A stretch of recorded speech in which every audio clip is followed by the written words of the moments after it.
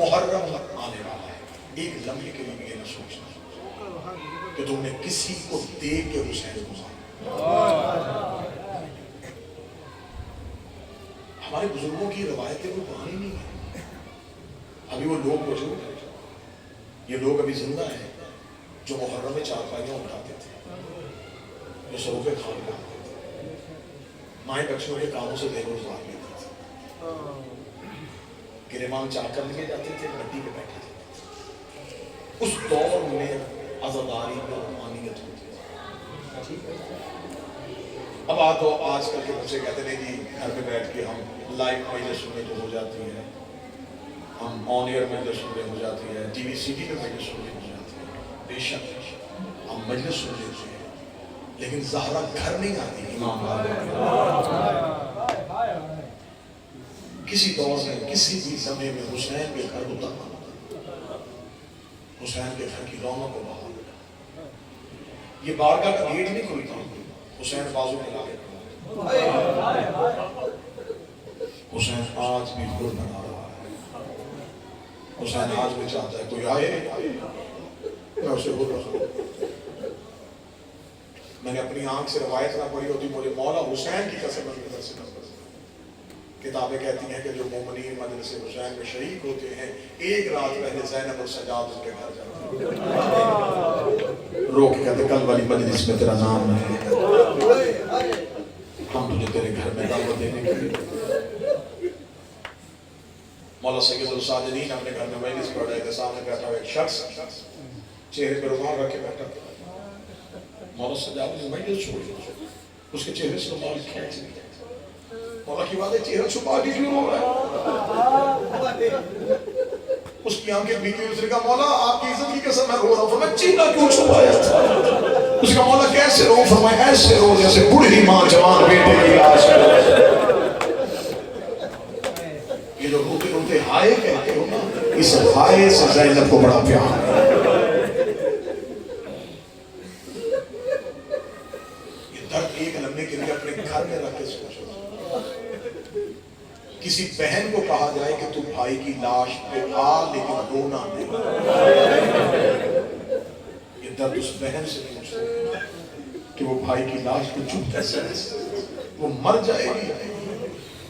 سب ٹوٹ جائے گا، اس کی آنسو اس کی آنکھ کے بندھن توڑ کے باہر نکل آئیں گے، وہ بھائی کی لاش پہ چپ نہیں رہ سکتا۔ جو سادات بیٹھے ہو میں مہمان ہوں، تمہارا غیر سید ہوں، یہ میں نے ہاتھ پہلے جوڑ لیے ہیں، میں اپنے ذاتی غرض کے لیے مروں لیکن ہاتھ نہ باندھوں، یہ حسین کا ذکر ہے کہ میں نے ہاتھ باندھ کے معافی مانگی ہے۔ سید الساجدین کہتے ہیں کہ میری پھوپھیوں کو میرے بابا کی لاش پہ ایک ایک بین کی اجازت دی گئی تھی۔ سجاد رو کے کہتے ہیں مجھے وہ لمحہ نہیں بھولتا جب میری ماں رونے کے لیے بیٹھی تھی تو سر کے بال سفید تھے، جب اٹھی تو سر کے بال لال ہو چکے تھے۔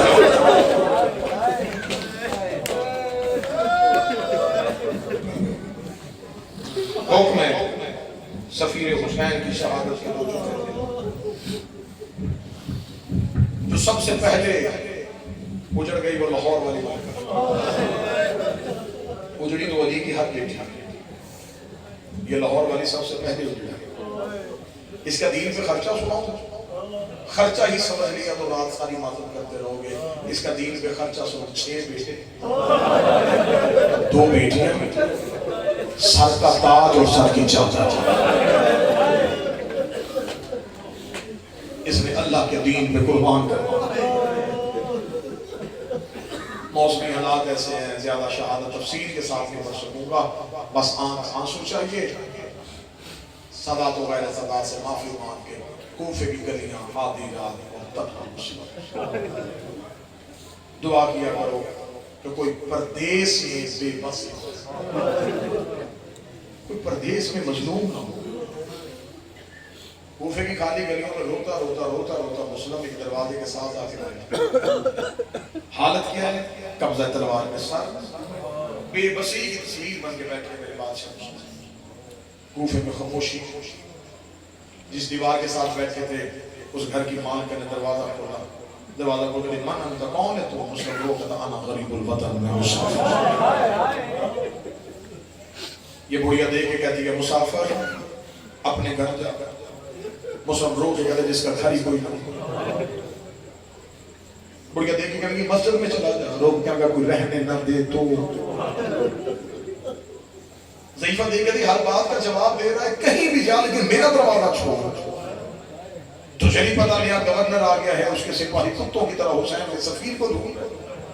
تیری وجہ سے میرے اوپر کوئی امتحان نہ دے جلدی کر میرا دروازہ چھوڑ جناب مسلم نے تلوار نیام میں واپس رکھی بے بس ہو کے مسلم اٹھا مسلم اٹھ کے جانے لگا پیچھے سے آواز لے کر مسافر رک اللہ مسافر کی دعا جلدی قبول کر لیتا ہے دعا کر انہیں مسلم ملے نا دعا کر کے مسلم ان کے ہاتھ نہ آ جائے اتنا جملہ کہنا تھا مسلم نے تڑپ کے دیکھا کوئی کی آنکھوں میں آنسو تھے مسلم ماتھے میں ہاتھ لگے گا زہرا تجھے جزائے خیر دے زہرا کا نام آنا تھا لوگ کہتی ہے جس کا نام لیا اسے جانتا ہے لوگ کا جیسے میں جانتا ہوں تیرے پورے کوفے میں کوئی تڑپ گئی لوگ کہتے ہیں نام اتنا بتا کون ہے تو فرمائے انا سفیر حسین حسین کا سفیر ہوں انا مسلم عقیل کا بیٹا حسین روح کہتی قربان ہو جاؤ تقدیر میرے گھر چل کے آئی تھی مسلم کو اپنے گھر مہمان رکھا سادات و غیر سادات سے معافی مانگے تفصیلی شاہد میں پڑھوں گا 30 سے 35 منٹ چاہیے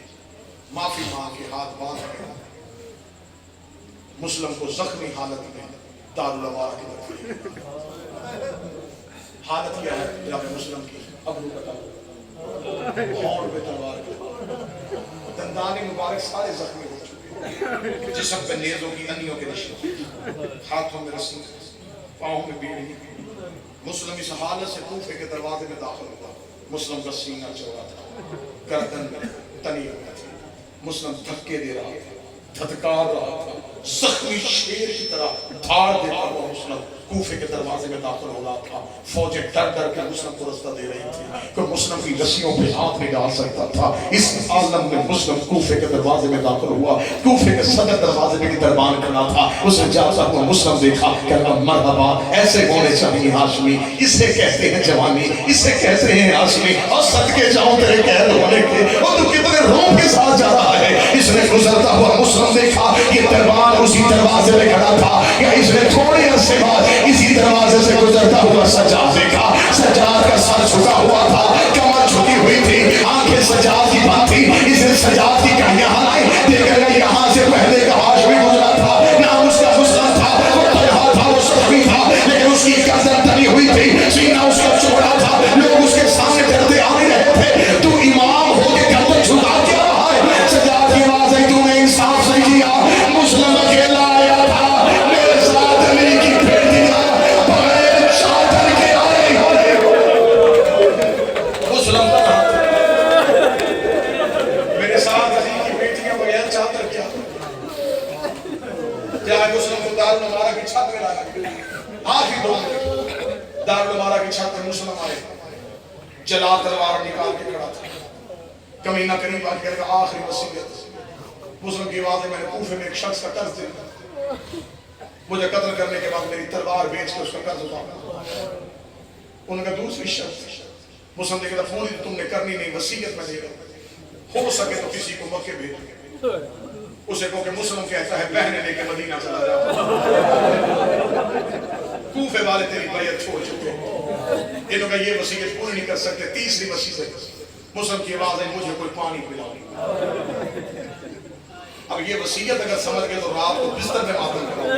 مسلم نے کہا مجھے پانی پلاؤ پانی کا نام آنا تھا ایک سپاہی دوڑا پانی کا پیالہ لے کے آیا مسلم کے قریب پانی کیا مسلم کے ہونٹ گھٹا ہوا تھا دانت زخمی تھے مسلم کا منہ لہو سے بھرا تھا مسلم نے اپنے منہ کا خون پانی کے پیالے میں ڈالا جب پانی کا پیالہ مسلم کے لہو سے بھر گیا مسلم نے پانی کا پیالہ کوفے کی باہر والی دیوار پہ مارا قریب سے سپاہی دیکھا کہ پینا نہیں تھا مانگا کیوں تھا مسلم رو کے کہنے لگا یہ حسرت تھی جو میں نے پوری کر دی سپاہیوں کو سمجھ نہیں آئی کہ مسلم نے پانی خون والا دیوار پہ پھینکا کیوں ہے جب زینب علی کی بیٹیوں کو لے کے کوفے کے دروازے میں داخل ہوئی ہے مسلم کی بچیاں رو کے کہتی ہیں اماں ہمیں پاپے کے لہو